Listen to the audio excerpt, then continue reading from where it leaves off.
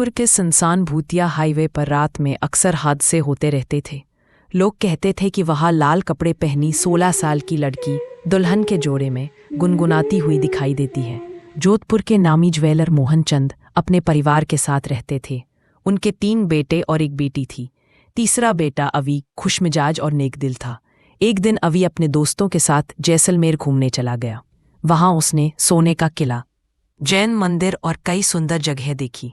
वापसी में जब वे भूतिया हाईवे से गुजर रहे थे तो अचानक कार का म्यूजिक अपने आप बंद हो गया। अवी और उसके दोस्त एक लड़की के गुनगुनाने की आवाज़ सुनने लगे, जैसे कोई पुरानी शादी की धुन गा रही हो। कुछ दूरी पर उन्होंने देखा, लाल जोड़े वाली दुल्हन 16 साल की लड़की मुस्कुरा रही थी। अचानक वह हवा के झोंके के साथ गायब हो गई। वहीं रात अवी के फ़ोन पर एक पुरानी तस्वीर आई जिसमें वही लड़की और एक छोटी बच्ची थी। नीचे लिखा था, विवाह अधूरा रहा, शापित है यह रास्ता। घर लौटने के बाद अवी का व्यवहार अजीब हो गया। दिन भर वह चुप रहता और रात को गायब हो जाता। कुछ दिनों बाद घर वालों ने देखा कि उसके कमरे से किसी औरत के हंसने और बात करने की आवाज़ें आने लगी। उसके कमरे में लाल चुनरी पड़ी रहती और कभी कभी उसकी छाया दिखाई देती। अवी की बहन रिया ने देखा कि वह बिस्तर पर लेटा है और किसी अदृश्य औरत से बात कर रहा है। अवी ने कहा वो कह रही थी कि उसका बाल विवाह अधूरा रह गया। परिवार ने कुलगुरु कैलाशनाथ जी को बुलाया। कैलाशनाथ जी ने कहा, यहाँ एक अतृप्त आत्मा है जिसने तुम्हारे बेटे पर कब्जा कर लिया है, उसे अपने साथ ले जाएगी। गुरुजी ने कमरे में जाकर ध्यान लगाया और बोले, हमें पहले ये जानना होगा कि ये आत्मा कौन है और क्यों अवी के पीछे है। गुरुजी ने पता लगाया कि ये आत्मा मानसी की है। मानसी का बाल विवाह बचपन में तय था, लेकिन उसे पता नहीं था। जब वह 15 साल की हुई तो वह अंश नामक लड़के से प्यार करने लगी। 16 साल की उम्र में उसके परिवार ने जबरदस्ती उसकी एंगेजमेंट अविराज से कर दी। मानसी और अंश ने शादी से एक रात पहले भागने का निर्णय किया, लेकिन अविराज के चाचा ने उन्हें देख लिया और ये खबर तुरंत घरवालों तक पहुंच गई। अविराज के पिताजी और ताऊ जी ने अपने आदमियों को भेजा। उन्होंने अंश और मानसी को पकड़कर लाठियों से मार डाला। फिर दोनों को हाईवे के पास गड्ढों में दफना दिया गया।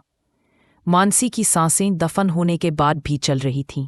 मानसी ने दफन होते समय बद्दुआ दी, तुम्हारे खानदान में इंसान तक पानी नहीं पिलाने वाला। और यही हुआ। अविराज के पिताजी और ताऊ जी का पूरा खानदान धीरे धीरे नष्ट हो गया। अब भी मानसी की आत्मा हाईवे पर भटकती है, लाल जोड़े में। उम्मीद करती है कि अंश एक दिन आएगा और उससे शादी करेगा। अवी का चेहरा बिल्कुल अंश जैसा होने की वजह से अब वह अवी को अपने साथ ले जाना चाहती थी। अब अवी की तबीयत दिन ब दिन खराब होने लगी। उसका शरीर कमज़ोर होने लगा। उसने खाना खाना बंद कर दिया। उसके शरीर पर अजीब से निशान उभरने लगे थे। उसके माता पिता यह देखकर घबरा गए। उन्होंने उसी शाम गुरुजी को बुलवाया। गुरुजी ने कहा कि इसकी हालत बहुत गंभीर है। उस आत्मा ने इसके शरीर पे काफ़ी हद तक कब्जा कर लिया है। उन्होंने अपने साथ आए हुए लोगों से कहा कि हवन की तैयारी करो और घरवालों से कहा कि अवी को इस हवन के बारे नहीं पता चलना चाहिए। कुलगुरु कैलाशनाथ जी ने पवित्र हवन किया। उन्होंने मंत्रोच्चार कर मानसी की आत्मा से कहा, अगर तुम सच में अवी से प्यार करती हो तो उसे छोड़ दो, उसे अपनी जिंदगी जीने दो। मानसी की आत्मा ने कुछ देर सोचा और रोशनी की लहर में धीरे धीरे गायब हो गई। अब घर में शांति थी और भूतिया हाईवे पर रातें डरावनी नहीं रही। अब भी कोई जब उस हाईवे से गुजरता है तो उसे डर नहीं लगता, सिर्फ अद्भुत सुकून का एहसास होता है। दोनों बड़े भाइयों की शादी हो चुकी थी। जब अवी की शादी की बारी आई तो रिश्ता तय हुआ। लड़की का नाम भी मानसी और वह बिल्कुल पहले वाली मानसी जैसी दिखती थी। घरवाले और कुलगुरु दोनों जब उन्हें साथ देखते तो बस यही कहते, दोनों हमेशा एक साथ रहें और सुखी रहें। सच्चा प्यार समय, दूरी और मौत की परवाह नहीं करता। यह हमेशा सही दिलों को एक साथ जोड़ देता है।